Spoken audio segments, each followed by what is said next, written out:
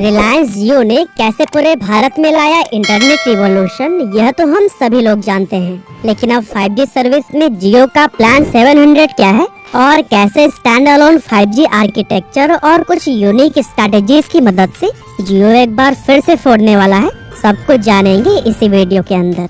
Jio 5G will be the world's largest and most advanced 5G network. दोस्तों, भारत में 5G spectrum की नीलामी तो पूरी हो चुकी है, लेकिन अभी भी 5G को रोल आउट करना शुरू नहीं किया गया है। इस स्पेक्ट्रम ऑक्शन में जिस कंपनी ने सबसे ज्यादा पैसे खर्च किए हैं, वो है इंडिया की सबसे बड़ी टेलीकॉम कंपनी रिलायंस जियो।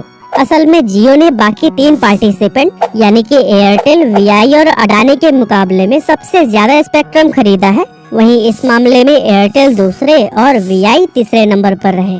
अब यहाँ एक चीज बहुत चौंकाने वाली है कि रिलायंस जियो ने जिस स्पेक्ट्रम में सबसे ज्यादा पैसा इन्वेस्ट किया हुआ है, उस स्पेक्ट्रम को दूसरी किसी कंपनी ने खरीदा तक नहीं। असल में 700 मेगाहर्ट्ज एक ऐसा बैंड है जिसको जियो ने अकेले ही एक्वायर किया है, जबकि इसके लिए बाकी के पार्टिसिपेंट में से किसी ने बिडिंग तक नहीं की थी।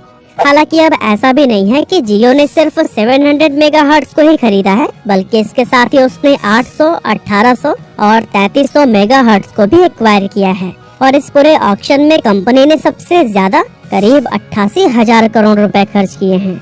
लेकिन अब सवाल आता है कि आखिर जियो का 700 मेगाहर्ट्ज का प्लान क्या है? क्यों जिस बैंड को किसी दूसरे टेलीकॉम कंपनी ने खरीदा तक नहीं, उसे जियो ने सबसे पहले एक्वायर किया? एक्चुअली इस सवाल का जवाब पाने के लिए सबसे पहले हमें बैंड के बेसिक्स को समझना होगा। तो दोस्तों, सिंपली आप यह समझ लीजिए कि जितना ज्यादा मेगाहर्ट्ज का बैंड होगा, उसकी स्पीड उतनी ही अच्छी होगी। लेकिन कवरेज के मामले में मेगाहर्ट्ज बढ़ने के साथ ही फ्रीक्वेंसी भी लो होती चली जाएगी। मतलब कि 700 मेगाहर्ट्ज की स्पीड शायद थोड़ी कम हो सकती है, लेकिन इसके सिग्नल्स को ज्यादा दूरी तक भेजा जा सकता है। वहीं बढ़ते हुए क्रम में 3200 मेगाहर्ट्ज की स्पीड तो बहुत अच्छी मिल जाएगी, लेकिन हमें यहाँ पर लो फ्रीक्वेंसी देखने को मिलेगी। और दोस्तों, जियो ने ज्यादा कवरेज के लिए सबसे ज्यादा 700 मेगाहर्ट्ज के स्पेक्ट्रम को खरीदा है, जिसकी सहायता से ये बाकी कंपनियों की तुलना में कहीं ज्यादा जल्दी लोगों तक पहुँच जाएगा। और ऐसा करके इस कंपनी को फर्स्ट मूवर एडवांटेज मिल जाएगा।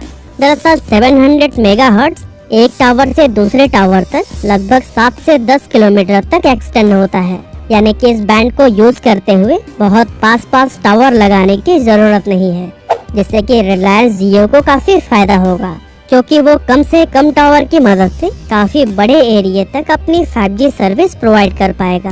वहीं जियो के सबसे बड़े कॉम्पिटिटर भारतीय एयरटेल की अगर बात करें, तो उन्होंने टोटल 19.8 गीगाहर्ट्ज स्पेक्ट्रम खरीदा है, जिसमें 900, 1800, 2100 और 3300 मेगाहर्ट्ज जैसे बैंड शामिल हैं। और इस पूरे ऑक्शन में कंपनी ने करीब 43,000 करोड़ रुपए खर्च किए हैं। 5G स्पेक्ट्रम नीलामी के बाद अब नेटवर्क लॉन्चिंग की काफी चर्चा हो रही है। असल में रिलायंस जियो ने भारत के अंदर 5G मोबाइल नेटवर्क की टेस्टिंग कामयाबी के साथ पूरी कर ली है, और वो 1 Gbps से भी ज्यादा स्पीड हासिल करने में कामयाब रहे हैं। और अब जल्द ही America, South Korea, Australia, Switzerland और जर्मनी जैसे देशों की तरह भारत के लोगों को भी 5G टेक्नोलॉजी से 1 Gbps इंटरनेट स्पीड की फैसिलिटी मिल पाएगी।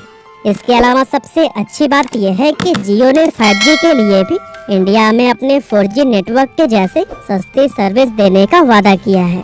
साथ ही कंज्यूमर्स को हाई स्पीड क्वालिटी प्रोवाइड करने के लिए रिलायंस जियो ने स्टैंड अलोन 5G आर्किटेक्चर का इस्तेमाल करने का प्लान बनाया है, जो कि इनके सर्विस को दूसरों से और बेहतर बनाएगा। अब आपके मन में यह सवाल तो चल ही रहा होगा कि आखिर स्टैंड अलोन टेक्नोलॉजी है क्या? तो फिर चलिए इस सवाल का भी जवाब आपको दिए ही चलते हैं। असल में 5G नेटवर्क 2 मोड में ब्रॉडकास्ट होते हैं, जिसमें पहला है स्टैंड अलोन मोड और दूसरा है नॉन स्टैंड अलोन मोड। अब अगर हम 5G स्टैंड अलोन मोड को समझने की कोशिश करें, तो इसके लिए 5G स्पेसिफिकेशंस को ध्यान में रखते हुए एक नया इंफ्रास्ट्रक्चर क्रिएट किया जाता है। मतलब कि अगर रिलायंस जियो अपनी 5G सर्विस के लिए स्टैंड अलोन आर्किटेक्चर की मदद से ब्रॉडकास्ट करेगा, तो फिर उसके लिए उन्हें स्पेशली एक बेस स्टेशन और रेडियो एंटीना बनाना पड़ेगा। वहीं अगर हम नॉन स्टैंड अलोन की बात करें, तो इसमें 5G सर्विस को ब्रॉडकास्ट करने के लिए 5G एंटीना को लगाकर पुराने 4G बेस स्टेशन का ही इस्तेमाल किया जा सकता है। नॉन स्टैंड अलोन से सर्विस प्रोवाइड करने में काफी कम कॉस्ट आता है, और क्योंकि पूरे इंफ्रास्ट्रक्चर को दोबारा से बिल्ड नहीं किया जाता, तो इसमें काफी कम समय के अंदर 5G सर्विसेज प्रोवाइड की जा सकती है। अब इस तरह देखने में तो नॉन स्टैंड अलोन 5G काफी फायदेमंद लगता है, लेकिन फिर सवाल ये आता है कि जियो ने 5G स्टैंड अलोन मोड के साथ जाने का क्यों प्लान बनाया। असल में इसके पीछे की वजह यह है कि स्टैंड अलोन 5G आर्किटेक्चर की मदद से रिलायंस जियो की सर्विसेज बहुत ही ज्यादा पावरफुल होंगी, जिससे cutting edge computing, network slicing और मेटावर्स जैसे फायदे मिलेंगे। और यही वजह है कि ये टेलीकॉम कंपनी सिर्फ 4G आर्किटेक्चर पर डिपेंडेंट न होकर दोबारा से एक नए इंफ्रास्ट्रक्चर को डेवलप करने का प्लान बना रही है। इवन रिलायंस जियो ने इस प्रोजेक्ट के लिए 2 लाख करोड़ रुपए इन्वेस्ट करने का बजट भी सेट किया है।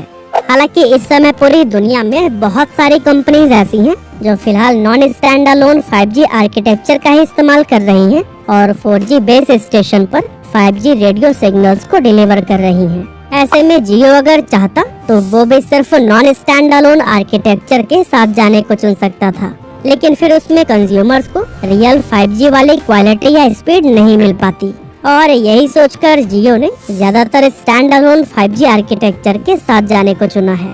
और दोस्तों, इस तरह से जियो के इस स्टेप से Bharat stand alone 5G architecture का इस्तेमाल करने वाला दुनिया का 6वां देश बन जाएगा, क्योंकि फिलहाल अभी 5 देशों में 7 टेलीकॉम कंपनीज ही ऐसी हैं जो कि स्टैंड अलोन 5G आर्किटेक्चर का इस्तेमाल कर रही हैं।